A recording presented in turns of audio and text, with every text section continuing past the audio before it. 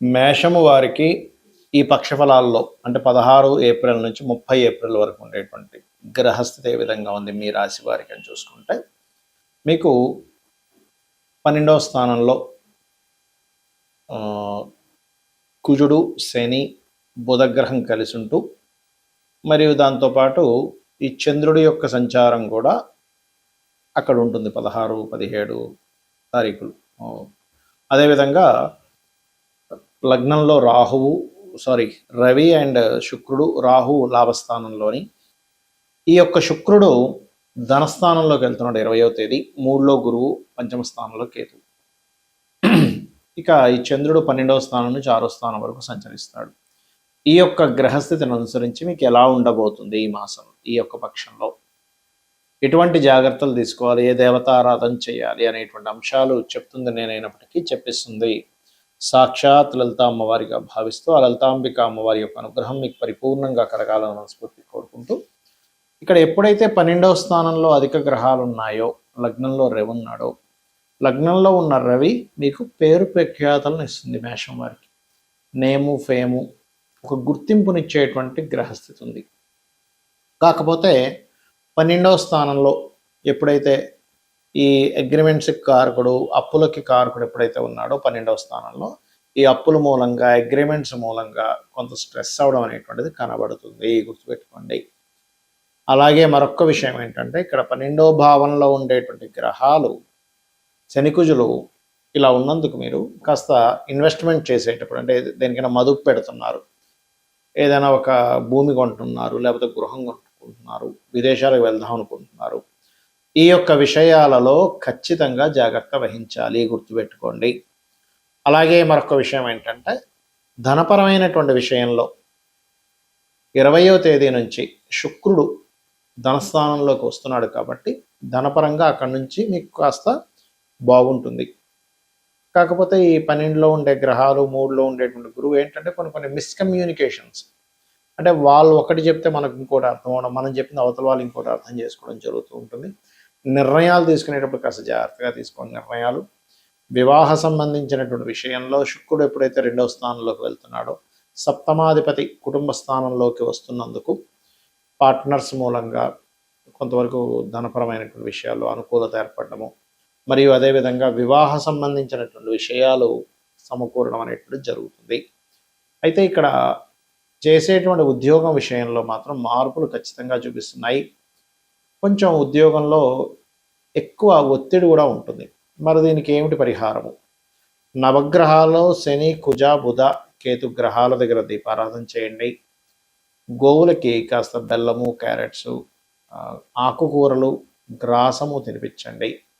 మీరు నిత్యము గణపతి యొక్క ఆరాధన, చండీ జరుగుతున్న ప్రదేశాలకు వెళ్ళి అక్కడ ఏదైనా మీరు పార్టిసిపేట్ చేయండి. ఖచ్చితంగా అన్ని విధాలు బాగుంటుంది. ఇక్కడ ఇప్పుడున్నటువంటి పరిస్థితులు ఏవైతే ఉన్నాయో, బయట ఉండేటువంటి పరిస్థితులు, ఈ శని కుజుల కలయిక వల్ల కొంచెం మన ఇండియాలో కూడా కొంత ఈ బాంబులు పేలడం అనుకోండి, లేకపోతే కొంత ఉద్రిక్తంగా ఉండే ప్రభావం పెరుగుతుంది. అంటే అలాగా కొంచెం ఎండ మనకు చూడండి, బయట తీవ్రంగా పెరగడం ఎండ, ఆ ఎండ వస్తూనే ఒకటేసారి, అంటే వాతావరణంలో జరిగేటువంటి మార్పులు ఏమిటి అంటే విపరీతమైన ఎండలు, దాంతోపాటు సడన్గా ఉన్నటువంటి వర్షాలు, శని కుజుల కలయిక వల్ల. అదేవిధంగా ఎక్కువ రద్దీగా ఉండేటువంటి ప్రదేశాల్లో ఎక్కువగా తిరగకండి, చాలా జాగ్రత్తగా ఉండండి. అలాగే మరొక విషయం ఏంటంటే, ఈ విదేశాలకు వెళ్ళాలి, విదేశాల్లో ఉండేటువంటి వారు, నేను చాలా రోజుల నుంచి చెప్తూ వస్తున్నాను, 2-3 నెలల నుంచి, ఇప్పుడు కూడా చెప్తున్నాను. ఎందుకంటే 12వ స్థానం, సహజ 12వ స్థానం అనేది శని కుజులు ఉన్నారు అక్కడ, మీనరాశి. కాబట్టి ఏమాత్రం మీరు స్వదేశంలోకి వచ్చి ఉండగలిగితే కొంతకాలం రావడం మంచిది, ఇప్పుడు ఉండేటువంటి కండిషన్స్ పరంగా చూసుకుంటే. అలాగే ఇక్కడ రైతుల విషయం కనుక చూసుకున్నట్లయితే కాస్త ఈ వంకాయ కానివ్వండి, లేనట్లయితే మామిడి పళ్ళు, అరటి పళ్ళు పండించేటువంటి వారు కాస్త జాగ్రత్తగా ఉండాలి, గుర్తుపెట్టుకోండి. అలాగే మరొక విషయం ఏంటంటే, ఇక్కడ చాలామంది ఈ ఏలినాటి శని, ఇప్పుడు మనకి ఎవరెవరికి ఉంది, ఏ రాసుల వారికి ఉంది, మేషంకి ఉంది, కుంభానికి ఉంది, మీనానికి ఉంది. సో ఈ 3 రాసుల వారికి కుజుడు కలిసినందుకు శనితో ఆ ఏలినాటి శని ప్రభావం తగ్గుతుంది. కానీ ఆ 2 గ్రహాల యొక్క ప్రభావం ఉంది కాబట్టి ఏలినాటి శని 3 రాసులకు చెప్పుకున్నాం మనం. అష్టమ శని సింహం వారికి ఉంటుంది, మీనము వారికి అర్ధాష్టమ శని ఉంటుంది. కాబట్టి వీరందరూ కూడా శనికుజ గ్రహాల దగ్గర దీపారాధన చేయడం ముఖ్యంగా తెలుసుకోవాలి. ఇంకొకటి ఏంటంటే షేర్ మార్కెట్ కారకుడైనటువంటి బుధుడు ఈ యొక్క శని కుజ గ్రహాల మధ్యను వస్తున్నాడు కాబట్టి షేర్ మార్కెట్లో మీరు ఎప్పుడూ చూడనటువంటి ఫ్లక్చుయేషన్స్ జరగనున్నాయి రాబోయే 25 రోజులు కూడా గుర్తుపెట్టుకోండి. బుధుడు వస్తున్నాడు మీన రాశిలోకి. ఇది చాలా చాలా చాలా ఇంపార్టెంట్ అయినటువంటి విషయం. అది ప్రధానంగా గుర్తుపెట్టుకోండి. అలాగే మరొక విషయం ఏంటంటే ఇక్కడ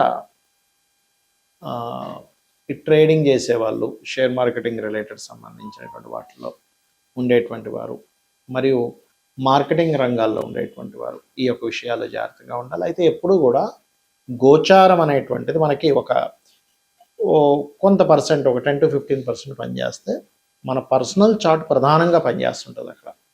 కాబట్టి మీ జన్మజాతకంలో గ్రహాలు ఎలా ఉన్నాయి, జన్మజాతకంలో లగ్నం ఎలా ఉంది, లగ్న బలం ఎలా ఉంది, దానివల్ల మీరు ఎదగడం అనేది జరుగుతూ ఉంటుంది. మీ శారీరక సంస్కృత కానివ్వండి ఇవన్నీ జరుగుతూ ఉంటాయి. ఇక రెండవ భావం ధనస్థానం, అంటే మీకు ధనయోగం ఏ రకంగా ఉంది అనేది ధనభావాన్ని బట్టి చూసుకోవాలి. అంతేగాని ఎల్నాట్స్ వచ్చింది కాబట్టి ధనం లేదనుకోవడానికి కాదు అక్కడ. అలాగే మరొక విషయం ఏంటంటే ఇక్కడ గమనించినట్లయితే ఇక మూడవది ఏంటి, అన్నదమ్ములతో ఉండే సఖ్యత, ఎప్పుడు ఏ ప్రాపర్టీ తీసుకోవాలి 4వ భావంలోని, సంతానం గురించి 5వ భావంలోని, రుణరోగ శత్రువుల గురించి 6వ భావంలోని, వివాహం ఎప్పుడవుతుంది అనేటువంటి 7వ స్థానంలోని, అదేవిధంగా మీ యొక్క ఆయుష్ అంటే కొంచెం ఏదైనా ఆకస్మిక సంఘటనలు ఉన్నాయా, లేకపోతే తల్లిదండ్రులతో ఉండే రిలేషన్ 9వ స్థానంలో, అదే రకంగా మీ యొక్క కర్మ అంటే కొంతమందికి వృత్తిపరంగా విదేశాలకు వెళ్తే కొంతమంది బాగా సక్సెస్ అయితే, కొంతమంది స్వదేశంలో బాగా సక్సెస్ అవుతారు. కాబట్టి విదేశాల్లోకి వెళ్తే బాగుంటుందా, స్వదేశంలో బాగుంటుందా అనేటువంటి ఒక క్లారిటీ అనేటువంటిది మీకు మీ 10వ భావాధిపతి ఎక్కడున్నాడనే దాని మీద ఇస్తుంది. కాబట్టి ఏంటంటే ఇన్వెస్ట్మెంట్స్ కానివ్వండి, బిజినెస్ రాణించేది కానివ్వండి, అన్నీ మీ జన్మజాతకంలో ఉంటాయి. గోచార ఫలితాలు కేవలం 10 to 15% మాత్రమే. ఇది ప్రధానంగా గుర్తుపెట్టుకోండి. అలాగే సరే జాతకం లేదు, అప్పుడు ఏం చేయాలి?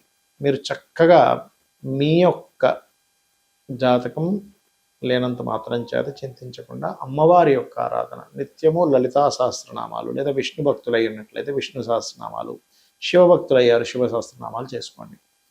మనము మన జాతకాన్ని తెలుసుకొని ఒక జ్యోతిలాగా, అంటే జ్యోతిష్యము అంటే ఒక వెలుగులాగా మనకు ముందే కనబడుతుంది ఏంటి, వాట్ ఈజ్ వాట్ అనేది. దాన్ని బట్టి మనం ఎలా అయితే నిర్ణయాలు తీసుకొని ముందుకు వెళ్తూ ఉంటామో, జాతకం తెలియదు అప్పుడు ఏం చేస్తాము, దేవుని మీద భారం వేసి ధర్మబద్ధంగా మన పని మనం చేసుకుంటూ వెళ్ళిపోతూ ఉండాలి.